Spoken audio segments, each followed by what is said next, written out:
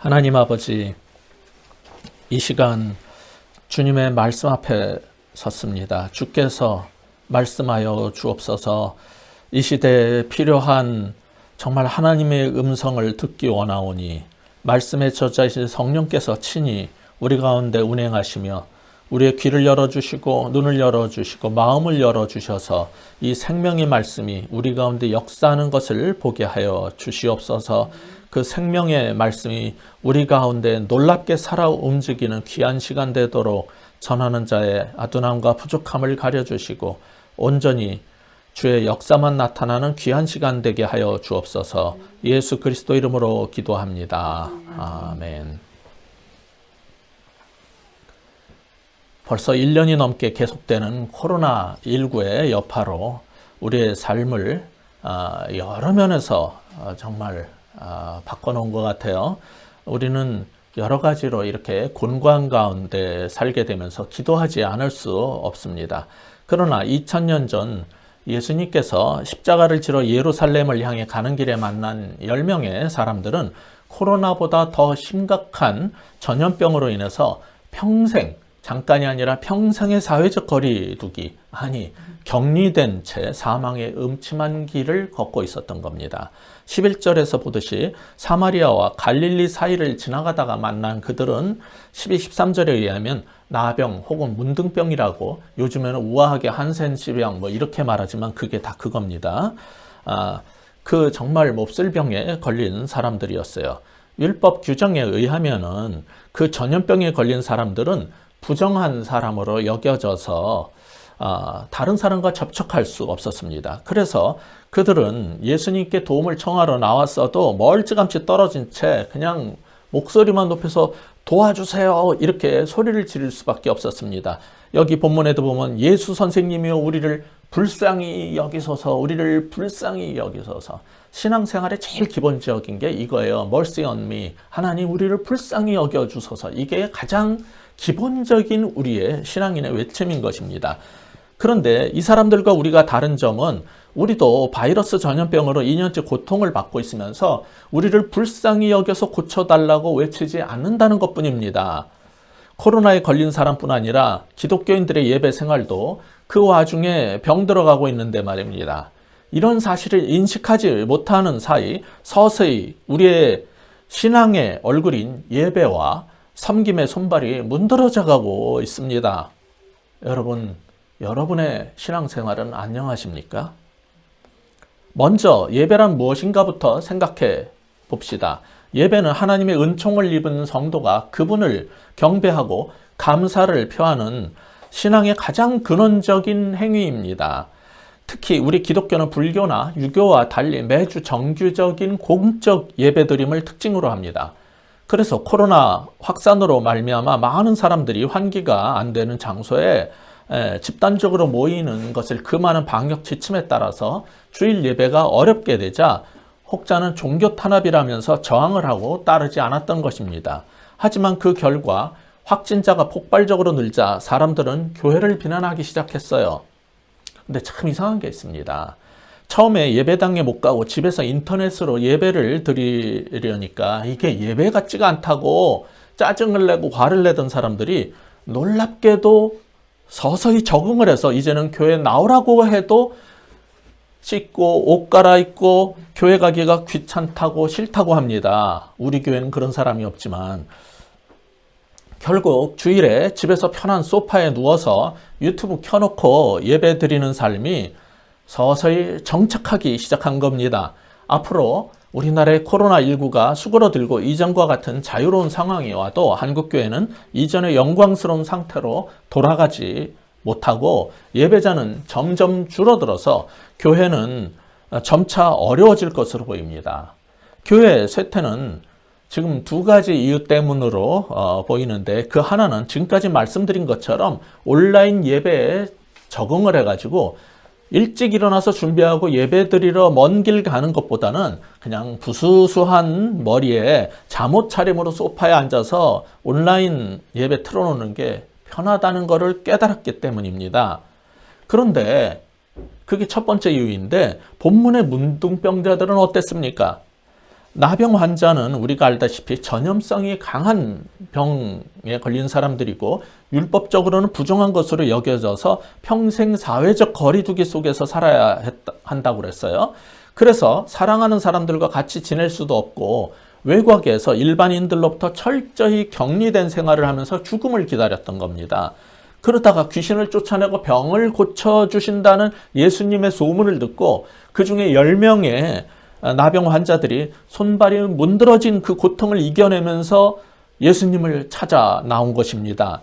그러나 물리적 거리두기 조치로 말미암아 멀찌감치 예수님께 가까이 다가서지도 못하고 멀찌감치 선 채로서 우리를 불쌍히 여기소서라고 소리를 지르면서 치유의 구원을 간청한 겁니다. 우리에게는 정말 이런 낫고자 하는 간절함이 있나요? 간절한 사람들만 하나님을 찾습니다. 예수님만 우리를 이 지옥 같은 고통에서 건져줄 것이라고 믿는 사람들은 그를 힘들게 찾아 나와 예배드릴 것입니다. 그러나 이 문둥병자들은 가까이 다가서지도 못하고 그냥 목청만 높여서 간절하게 부르짖었고 그 애절함을 주님은 모른 채 하지 않으셨습니다. 14절 같이 읽겠습니다. 시작. 보시고 이르시되 가서 제사장들에게 너희 몸을 보이라 하셨더니 그들이 가다가 깨끗함을 받은지라. 여기서 이상한 게 한 가지 있는데 이 전염병인 나병에서 완치가 되면 제사장에게 가서 진단검사를 받고 음성으로 확인이 되면 사회로 복귀하는 일반적 절차가 있어요. 근데 그것과 달리 주님께서 치유해 주셔서 나을 것을 믿고 그냥 제사장한테 먼저 가게 했다는 겁니다. 여기에 개입된 것은 나을 것을 믿고 이 결과적 행동, 나중에 할 행동을 먼저 수행하게 한 것입니다. 이게 믿음의 본질이에요. 그렇게 했더니 아직 낫지도 않았는데 난 걸로 알고 진단검사 받으러 간 거예요. 나는 음성이다 하고 그렇게 했더니 14절처럼 그들은 어떤 일을 겪었어요? 가다가 깨끗함을 받게 되었다는 것이 성경의 가르침이에요. 그러니까 문둥병자들의 치유는 이런 믿음의 행동이 해결책이었던 겁니다. 이런 상황 속에서 우리는 무엇을 배울 수 있습니까? 본문의 첫 번째 교훈입니다. 낫기를 사모하는 간절한 예배자가 되자는 거예요. 그리고 낫기를 사모하는 믿음의 예배자가 되어야 하는 것입니다. 낫기를 사모하는 간절한 믿음의 예배자들이 다 되었으면 좋겠어요. 근데 10명의 이 문둥병자가 모두 예수님의 은혜를 입어서 나음을 입었지요. 그런데 그 중에서 하나님께 영광을 돌리며 주님께 찾아와 감사를 표한 사람은 이 사마리아 사람 하나뿐이었다는 것이 오늘 본문의 지적이에요. 제가 30년 넘게 목회를 하면서 깨달은 게 있는데 교회 오래 다닌 사람들이 훨씬 맨날 입에만 감사 소리를 하지 감사를 표현하고 하는 삶이 이방인들에 비해서 별로 낫지 않다는 거예요. 차라리 불신자들은요, 조금만 일 있으면 고마움도 표현하고 커피도 사고 밥도 사는데 예수 믿는 사람들이 훨씬 짠돌이들이에요.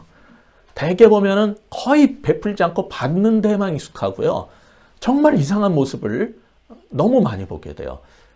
그게 우리 한국 기독교인들의 굉장히 특이한 점이라고 저는 생각이 들어요. 우리가 힘들었을 때 이렇게 살게 된 거는 미국의 기독교인들이 베풀었기 때문이에요. 그래서 그 옷도 입고 여러 가지 구제물품으로 가루 우유도 받아 먹고 그러면서 사는 건데 한국 기독교인들은 정말 너무 안 베풀어요. 같은 기독교인끼리도 서로 사줄 것만 기대하지 먼저 사는 사람이 없을 정도로 이게 굉장히 이상해졌어요. 그래서 이 이방인, 여기에 예수님께서 지적한 것은 이방인만 감사를 표현하러 나왔고, 그럼 그 말은 뭐예요? 나머지 9은 유대인이었다는 얘기예요. 이 유대인들은 입 딱 씻고 도망간 거예요. 17, 18절 같이 읽어보시겠습니다. 시작. 10사람. 예. 읽으세요. 예수께서 대답하여 이르시되 10사람이 다 깨끗함을 받지 아니하였느냐? 그 9은 어디에 있느냐? 이 이방인 외에는 하나님께 영광을 돌리러 돌아온 자가 없느냐? 하시고. 지금도 마찬가지란 말이에요. 비록 코로나19로 인해서 모두 어려움을 겪고 있지만은 그래도 다들 하나님의 은총을 힘입어서 이렇게 살아가고 있는데 그중 한 사람만 예배하러 나오고 나머지 9명은 어디로 사라져 보이지 않는지 참으로 안타까운 겁니다. 그 많던 치즈는 다 어디로 갔을까라는 책처럼 그 많던 예배자는 다 어디로 간 걸까요? 다들 방구석 랜선교회로 숨어 지내지만 그 가운데 그래도 주님을 찾아와서 감사드리는 한 사람이 있어서 그런 사람들에 의해서 복음이 지켜지고 교회가 가는 것입니다. 주님은 오늘 본문 마지막 19절에서 예수님께 찾아와서 감사를 드린 한 사람에게 이렇게 선언하십니다. 19절 같이 읽겠습니다. 시작. 이르시되 일어나 가라 내 믿음이 너를 구원하였느니라 하시더라. 자, 모두가 치유는 받아도요, 구원은 그 은혜에 감사하는 이방인 사마리아 사람 한 사람에게만 선언되었다는 사실을 기억하시기 바랍니다. 그러므로 구원받은 참된 그리스도인으로서 받은 은혜에 감사할 줄 알고 그분을 찾아가서 엎드려 경배할 줄 아는 예배자가 되시기를 바랍니다. 오늘 본문의 두 번째 메시지는 이것입니다. 은혜 입은 것에 감사할 줄 아는 예배자가 되자는 겁니다. 구원받았다, 은혜를 입었다 이러면요, 은혜 받았다면 감사할 줄 아는 예배자가 돼야 되는 겁니다. 아까 한국교회의 미래가 이전과 같은 부흥의 시기는 지나가고 갈수록 더 어려워질 거라고 그러는데, 그 두 번째 이유는 코로나19 상황 전후로 교회가 보였었던 모습 때문입니다. 코로나19로 인한 사회적 거리두기가 아니라 세상 사람들로부터 사실 우리 교회는요, 심리적 거리두기를, 아니 격리를 당했어요. 왜 그런 일이 벌어졌을까요? 방역 조치가 불편해도 성실하게 사회적 거리두기에 애써왔던 사람들이 보기에 신천지나 전광훈 교회를 위시해서 곳곳에서 방역 지침을 거부하고 모이는 바람에 코로나가 확산되는 걸 본 거예요. 그러면서 사람들은 저런 게 신앙인의 모습이라면 난 다음에 종교를 가져도 기독교는 안 간다, 이런 부정적 반응을 코로나보다 더 강하게 보이고 빠르게 확산되게 만든 겁니다. 그전에는 우리 기독교가 개독교라는 조롱 정도를 당했지만은 전광훈파와 일부 극보수 교회가 태극기 부대들과 손을 잡고 광장에서 했던 행동들, 그리고 재개발 과정에서 무리한 보상금을 요구하며 알박기를 하는 모습을 보면서 세상 사람들은 이단이냐 저 전광훈교가 기독교냐 이런 거 관계없어요. 그냥 기독교 전체를 이 땅에서 사라져야 될 공공의 적 수준으로 여기게 된 겁니다. 그 뒤에는 코로나 확산이건 뭐건 우리는 예배에 목숨 걸어야 된다라고 선동하는 목회자들이 있어요. 물론 주일 예배가 중요합니다. 그걸 부인할 사람은 기독교인 가운데는 없을 겁니다. 그런데 그들이 코로나 확산 와중에 굳이 그런 구호를 외치게 된 이유는 무엇 때문일까요? 단순히 교인들의 신앙생활이 걱정돼서 때문만은 아니라고 생각됩니다. 사람들이 영끌해서 은행 융자를 받아 집을 사듯이 교회들도 영끌을 해가지고 은행 융자로 건축을 한 거예요. 그런데 현장 예배를 못 드리게 되니까 헌금이 줄고 원금은커녕 이자도 못 갚게 되니까 부도 위기에 빠지게 된 겁니다. 건축한 큰 교회들이. 그러니 어떻게 하든 현장 예배를 강행해야지, 교인이 자리에 나와야지 봉투에 그 돈을 넣어서 헌금바구니에 넣는단 말이에요. 우리처럼 온라인 헌금 그런 것보다는 대부분의 교회는 현장에 현금을 내니까 이 헌금이 나와야지 은행빚을 갚을 수 있는데 예배에 목숨 걸자고 하지 않겠습니까? 그런 상황이 돼버린 거예요. 영끌 아파트 구입이나 영끌 예배당 건축이 초래한 위기는 우리가 어떤 핑계를 대고 정부를 비난을 해도 솔직히 말해서 우리의 욕심으로 인한 무리한 행동들 아니었습니까? 그런데 코로나19 사태 같은 외적 위기가 겹치자 내부적으로 성도들은 온라인화되면서 예배 가기를 불편해하고 안 나오고, 외부적으로는 기독교 자체가 모욕을 당하면서 교회 얼굴인 예배는 나병 걸린 사람들의 손발과 얼굴처럼 문드러지기 시작한 겁니다. 이 문제에 대한 바른 신학적 관점은 무엇일까요? 예배는 구원받은 성도의 마땅한 삶이고 우리가 하나님께 드려야 할 기본적 도리지만은 우리를 구원해 주신 목적과 상관없이 예배에 목숨 걸라는 요구는 그 의도뿐만 아니라 신학적으로도 합당하지 않은 것이었어요. 그럼 하나님께서 우리를 구원하신 목적은 도대체 무엇일까요? 근본적인 것부터 하나씩 차근차근 살펴봅시다. 이미 우리가 출애굽기를 통해서 읽어본 것처럼 이스라엘을 애굽의 노예 생활에서 내보낸 이유는 예배를 드리게 함이라고 출애굽기는 가르치고 있어요.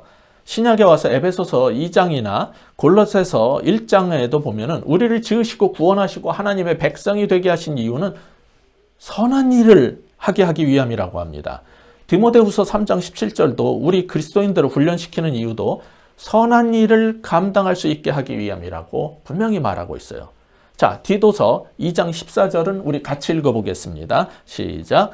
그가 우리를 대신하여 자신을 주심은 모든 불법에서 우리를 속량하시고 우리를 깨끗하게 하사 선한 일을 열심히 하는 자기 백성이 되게 하려 하심이라. 지금 계속 반복되는 강조점이 뭡니까?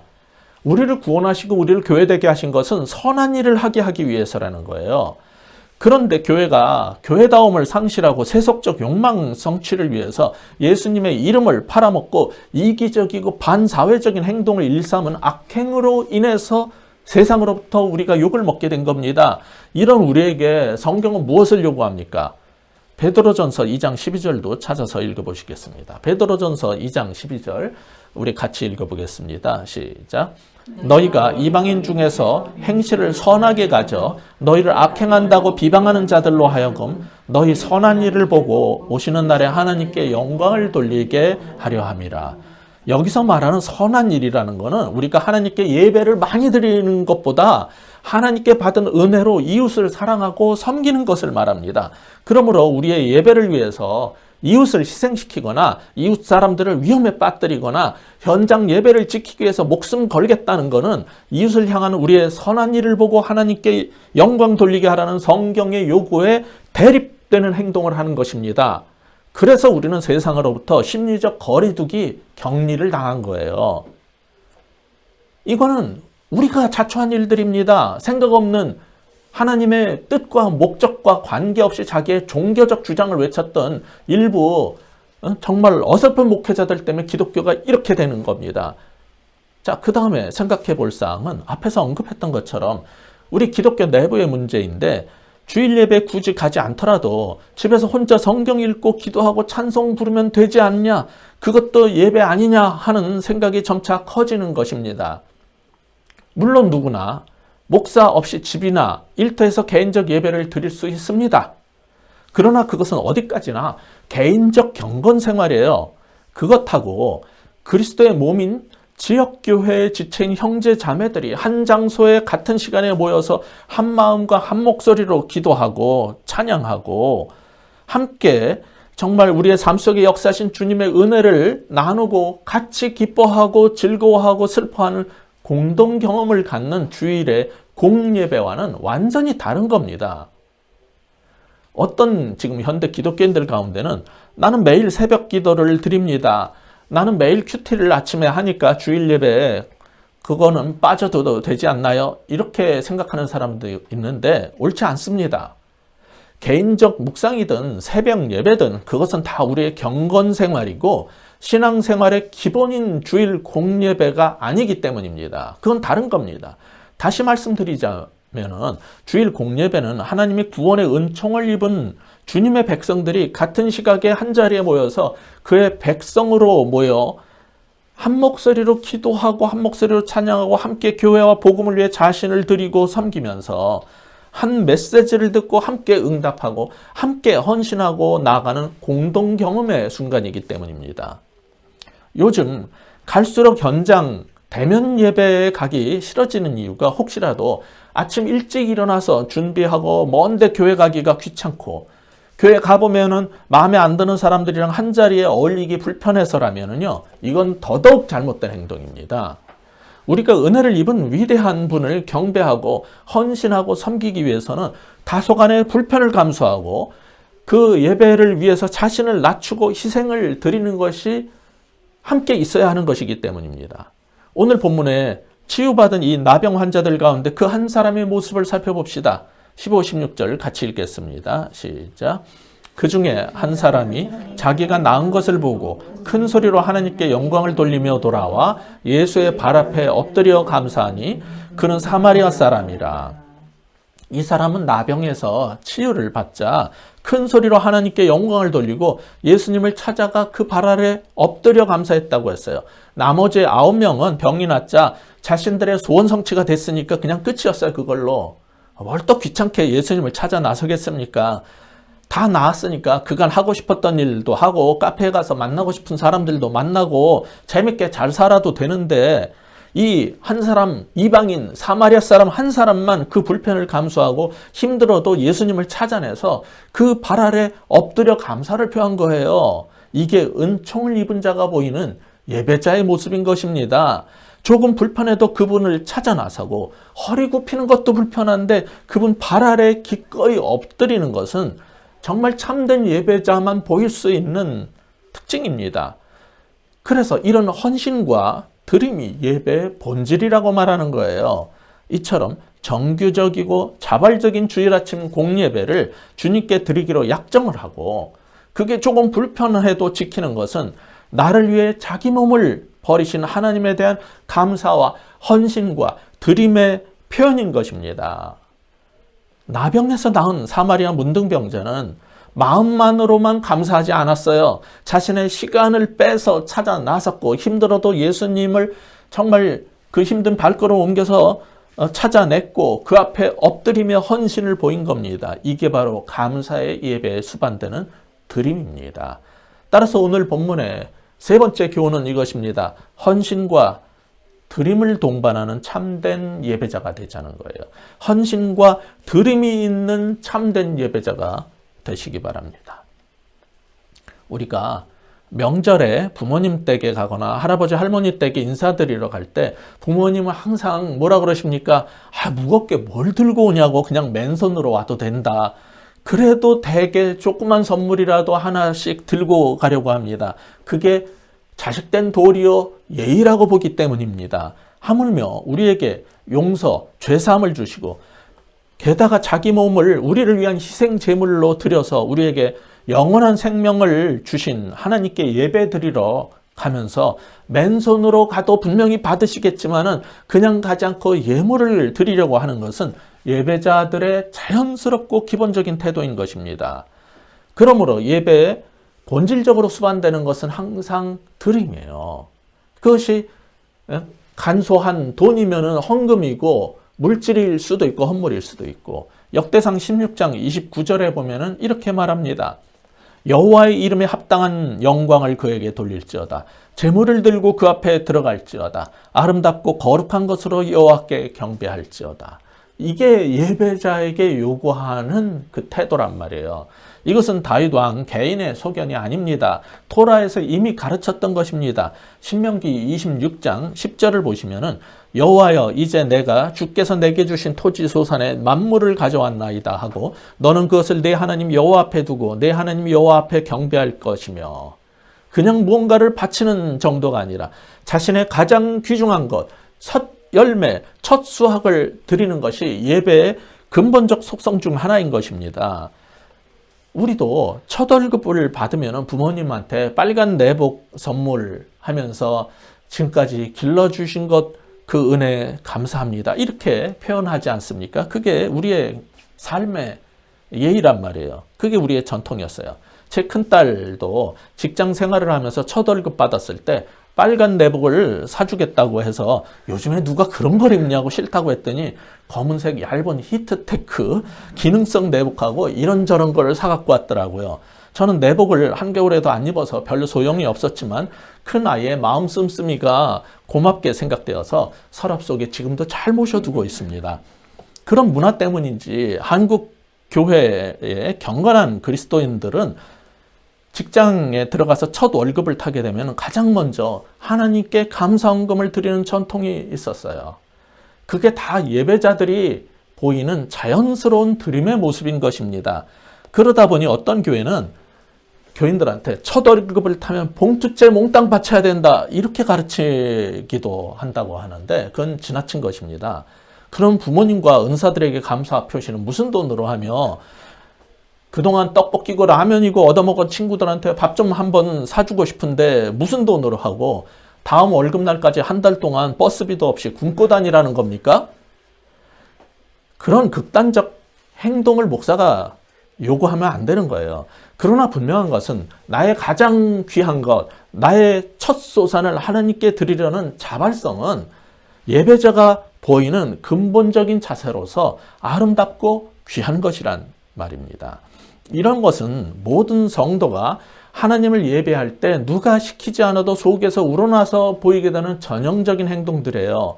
창조자이면서 모든 것을 다 가진 하나님께서 돈이 없어가지고 우리한테 푼돈 뺏으려고 그러는 거 아니라는 걸 우리는 다 알지 않습니까? 그런데도 그렇게 하는 이유는 은혜를 입은 자가 하나님 앞에 나아갈 때 감사의 마음에서 우러난 예물을 드리는 게 예배자의 모습이기 때문입니다. 이런 설교를 하면요, 저 목사가 또 돈 뜯으려고 혈안이 됐구나, 이런 사람들이 꼭 있어요. 예배자가 예물을 드리는 것은 구약에서만의 일이고 신약에서는 그렇지 않다, 막 이렇게 또 우기는 사람도 그래서 생겼어요. 여기서 한 가지 분명히 말씀드리고 싶은 게 있는데, 우리 교회의 경우 규모는 작아도 헌금을 제가 목사가 관리하지 않으니까 안심하라는 것입니다. 우리 교회는 아직 기독교 법인으로 구성이 되어 있지 않아서 교회 명의의 통장을 갖지 못하고 있기 때문에 그 전에 제가 연구소용으로 만들어 두었던 통장을 사용하고 있지만 재정은 여러분도 알다시피 전적으로 다른 분이 관리하지 제가 관리하지 않습니다. 걱정하지 마세요. 바라기는 그 통장도 믿을 만한 다른 분 명의로 된 것을 쓰면 좋겠고 속히 교회 명의의 통장을 개설할 수 있는 날이 오면 좋겠습니다. 분명한 것은 이런 헌금 강조는 예배의 속성이기 때문에 지금 가르치는 것이지, 저는 교회 사례비로 살고 있지 않기 때문에 드림과 헌금에 대해서 누구보다도 떳떳하게 말씀드릴 수 있는 겁니다. 그래서 지난번에 개척했던 교회에서 나올 때도 재정관리자가 모든 예금을 다른 통장으로 옮기고 저한테 제 이름으로 된 빈 깡통 통장만 돌려줬지, 제가 거기서 10,000원짜리 한 장 받지 않았습니다. 그리고 헌금 내기 싫어서, 헌금 얘기는 구약의 얘기고 신약에서는 다르다고 주장하고 싶겠지만은 예배에서 드림의 요소라는 것은 신구약 동일한 겁니다. 자, 여러분, 신약인 로마서 12장 1절에 뭐라 그랬습니까? 그러므로 형제들아, 내가 하나님의 모든 자비하심으로 너희를 권하노니 너희 몸을 하나님이 기뻐하시는 거룩한 산제물로 드리라. 이는 너희의 드릴 영적 예배니라 그랬어요. 우리 자신을 드리는 게 근데 쉽습니까? 우리가 갖고 있는 것의 일부인 물질이나 돈 드리는 게 더 쉽습니까? 신약은 우리 자신을 통째로 거룩한 산 제물로 드리는 영적 예배의 정신을 가르치지만은 이것은요, 10% 떼어서 드리는 것보다 사실 더 센 거예요, 이게. 신약의 그리스도인들은 예배 드릴 때 이 드림의 부분을 당연한 것으로 여겼기 때문에 따로 드려라 말아라 하지 않은 것 뿐입니다. 신약 빌립보서도 마찬가지예요. 2장 17절에 보면 만일 너희 믿음의 재물과 섬김 위에 내가 나를 전제로 드릴지라도 나는 기뻐하고 너희 무리와 함께 기뻐하리니 라고 했어요. 여기에 믿음의 재물이라는 표현 속에서 빌립보 교인들도 믿음으로 예물을 드리고 헌금을 드리고 섬기는 예배의 삶이 있었음을 우리는 알 수 있어요. 바울이 그 위에 자신의 삶을 전제로 드린다고 했는데, 이 전제는 구약에서 관제라고도 번역되어 있는데, 희생 제사를 드릴 때 제단 위나 아래에 피나 혹은 포도주를 부어드림으로써 제사를 완성시키는 것을 말하는 거예요. 이처럼 신약은 재물이나 돈의 예물보다 더한 자신의 삶 자체를 다 희생하면서 부어드려서 예배 완성을 추구하고자 하는 수준으로 말하고 있지, 결코 구약보다 드림의 요소가 적다고 말할 수 없습니다. 자, 지금까지 살펴본 것처럼 예배에는 헌신과 드림의 속성이 동반되고, 이런 예배는 힘들고 불편함이 있을지라도 기꺼이 이겨내는 그러한 속성이 있어요. 그게 예배자의 본성인 겁니다.